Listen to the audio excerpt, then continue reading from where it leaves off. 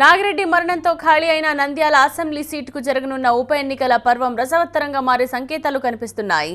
నాగిరెడ్డి మరణంతో ఆయన కుటుంబీకులనే బరిలో దింపుతారని అందరూ భావిస్తున్నా ఏ పార్టీ తరఫున ఎవరు పోటీ చేస్తారన్న చర్చ అప్పుడే కర్నూలు జిల్లా వ్యాప్తంగా జోరందుకుంది.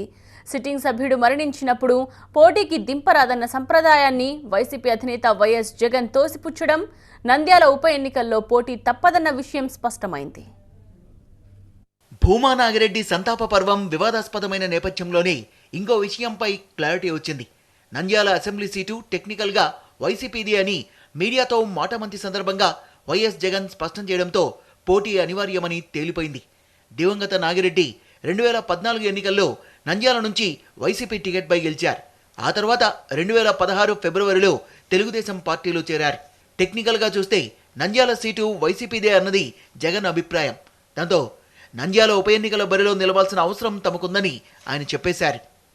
భూమా నాగిరెడ్డి ఫ్యామిలీకి అండగా ఉంటామని హామీ ఇచ్చిన టీడీపీ అధినేత సీఎం చంద్రబాబు నంద్యాల బరిలో భూమా రెండో కూతురు మౌనికను నిలుపుతారని అందరూ భావిస్తున్నారు.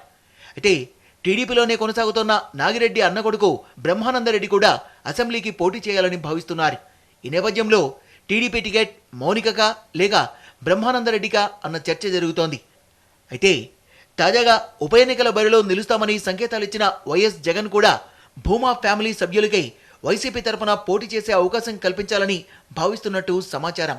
ఇదే జరిగితే సానుభూతి ఓట్లు చీలడంతో పాటు సిట్టింగ్ సభ్యుడు మరణించినప్పుడు వారి కుటుంబీకులకే అవకాశం కల్పించాలన్న ఒప్పందాన్ని గౌరవించినట్లవుతుందని జగన్ భావిస్తున్నట్టు తెలుస్తోంది. హుందా రాజకీయాలు చేస్తామన్న జగన్ మాటల్లో ఆంతర్యం ఇదేనని విశ్లేషిస్తున్నారు.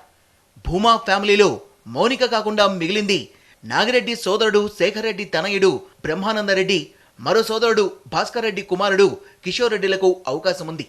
వీళ్ళిద్దరూ రాజకీయాల్లో కొనసాగుతూ చిన్నా చితక పదవుల్ని నిర్వహించారు.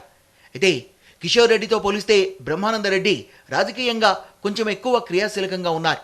భూమా ఫ్యామిలీకే వైసీపీ టికెట్ ఇవ్వాలని జగన్ నిర్ణయిస్తే ఆయన బ్రహ్మానందరెడ్డి వైపే మొగ్గు చూపొచ్చని సమాచారం. ఎందుకంటే బ్రహ్మానందరెడ్డి బంధువు కాటసాని రామిరెడ్డి వైసీపీలో యాక్టివ్గా ఉన్నారు. ఆ కారణంగా జగన్ దృష్టి బ్రహ్మానందరెడ్డి వైపు ఉండొచ్చంటున్నారు. భూమా ఫ్యామిలీ సెంట్రిక్గా సానుభూతి పవనాల్ని సొమ్ము చేసుకోవడం ద్వారా సీటు కాపాడుకునేందుకు అటు టీడీపీ వైసీపీ వ్యూహరచన చేస్తున్న క్రమంలో నంద్యాల ఉప ఎన్నిక ఎప్పుడు జరిగినా రసవత్తర పోరుకు వేదికయ్యే అవకాశాలు కనిపిస్తున్నాయి.